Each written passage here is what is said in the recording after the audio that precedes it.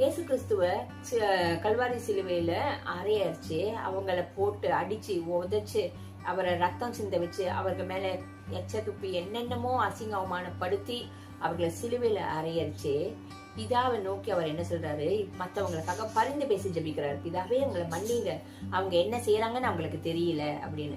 அப்படிதான் நம்ம இருக்கணும். நம்மளை யாராவது ஏதாவது உதாசனப்படுத்துறது, அசிங்கப்படுத்துறது, வேதனைப்படுத்துறது, துரோகம் செஞ்சு எதுவா இருந்தாலும் இல்ல நம்மளை பத்தி தூஷணமாக பேசினாலும் நம்ம என்ன சொல்லணும், பிதாவே அவங்கள மன்னிங்க, அவங்க செய்யறது என்னன்னு தெரியல.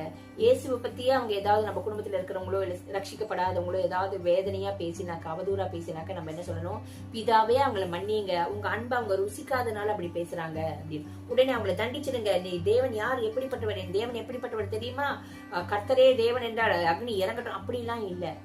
தேவன் ஒவ்வொருத்தரையும் ரட்சிக்கணும் தான் விரும்புறாரு. அதுதான் தேவ சித்தம். ஒரு பாவி கூட நரகத்துக்கு போறது தேவ சித்தம் இல்லை. எல்லாரும்